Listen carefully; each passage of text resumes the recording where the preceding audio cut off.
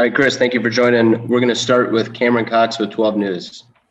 Hey, Chris, congrats on the win. Can you just take us through the emotions of that fourth quarter and what's it like to be one win away from playing for an NBA title?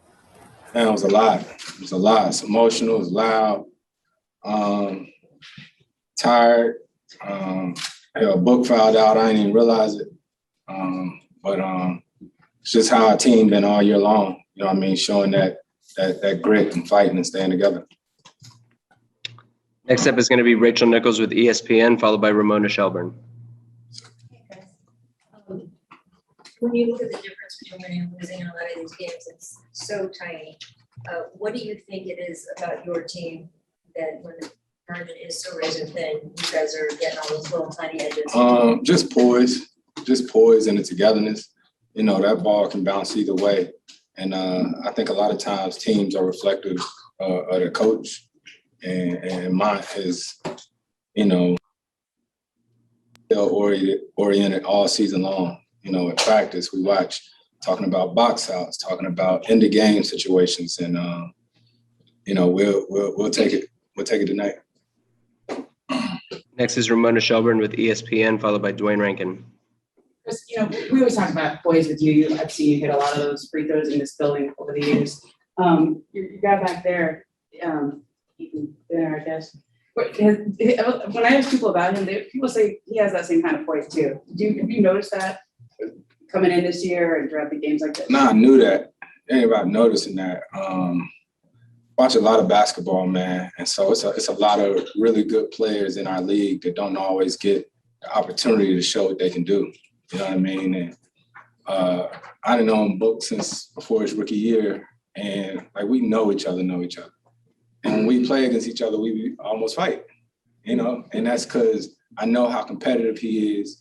And that's why I think this has worked, because, you know, there's no ego, you know, from either one of us. At the end of the day, we just want to win.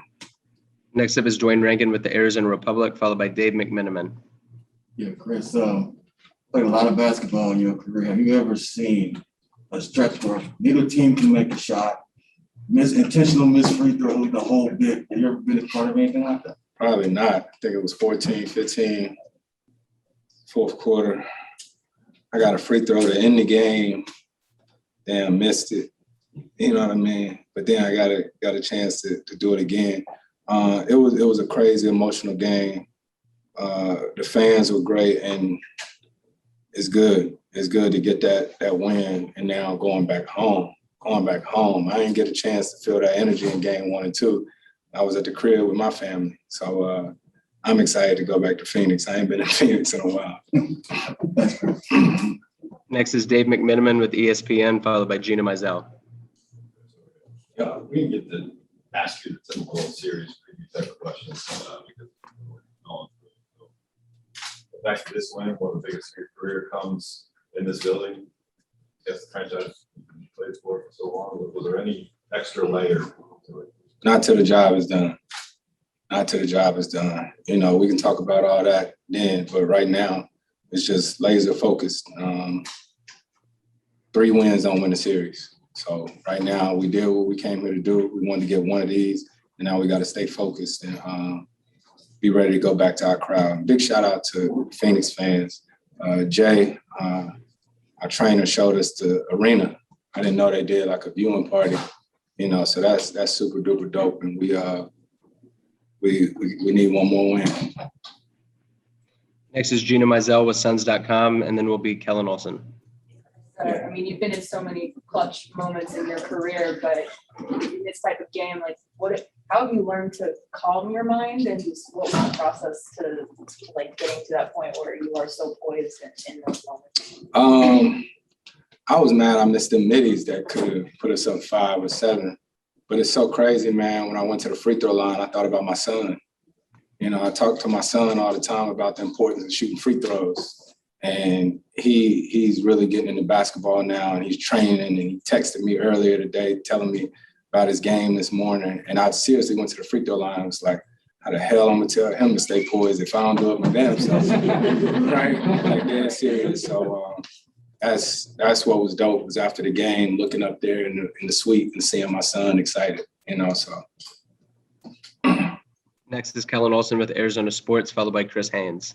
Hey, Chris, to bounce off Dwayne's question, in the fourth quarter when things were spiraling for you guys, you kept defending on the other end that whole time. Lonnie talks about poise all the time. Did you feel like that really shined through in those moments when you guys were able to quickly? Absolutely, man. DA and the way he was in there battling, getting rebounds, and Jay got a big steal down there when I think they hit Zubac, and I was like, dang, he about to get a dunk. And then the ball just magically appeared, So that's trust.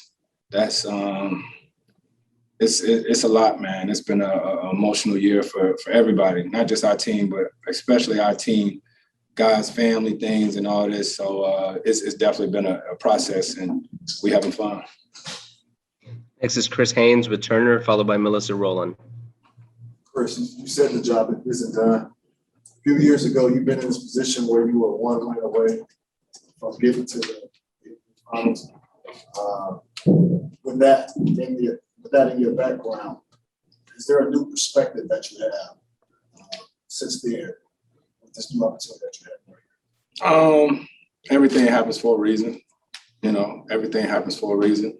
Don't dwell on things. You always remember.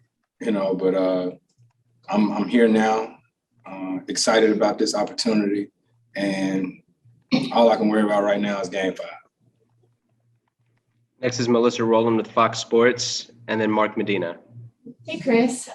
You alluded to this earlier, but how much of a difference did DA's defensive presence make for you guys tonight? Man, shoot around this morning, DA told me, he said, "See, you stay out there. I got all this in here." And I said, "All right, big fella, you got it. You got it." And to see his growth, man, I get goosebumps. Seriously, man. We done had some heated conversations this season, especially earlier in the season. But, man, I genuinely love him. You know what I'm saying? The person that he is, and to see everything that's coming to him, national audience getting to see who he is and why he was the #1 pick. I couldn't be happier for him. Final two questions are Mark Medina with USA Today and Dan Woike. Hey, Chris, good to see you. On that note about Deandre, before you joined the Suns, what were your impressions of his game from afar? And you mentioned that he had conversations with this. Might be dating myself a little bit, but I coached against DA. Yeah, my AAU team CP3. I coached against DA in the EYBL. You know what I mean? So that was sort of my experience. We smacked him one time, and then one time he got at us. But didn't know much about him, and I just had to try to build a relationship with him. And to see where we are now, like I said, it's been a journey, and I'm happy we all doing this together. Final question is Dan Woike with the LA Times. Chris, you've seen some pretty weird stuff in the playoffs. What has it been like watching your team handle the .9 game, the lob, watching you guys kind of navigate a pretty crazy fourth quarter right now? And what does it say about a team that's never even been in this position largely? Says a lot, man. Says a lot. Still, like I said, we got a ways to go, but everybody always talks about, it's a young team. It's a young team. I think back to when I first got in the playoffs, sometimes it's best like that because you just hooping. You know what I mean? You ain't thinking about all this and that. And we got a young team, but with some old souls, especially Book. He like an old man. He the oldest 24-year-old I ever met in my life. You know what I mean? You see him with his old schools and all that. The biggest thing, he know the game. He watch every game every night just like me. And so, it's cool to be on this journey with Mikal Bridges, all this campaign who've been unbelievable. We just next man up type of team.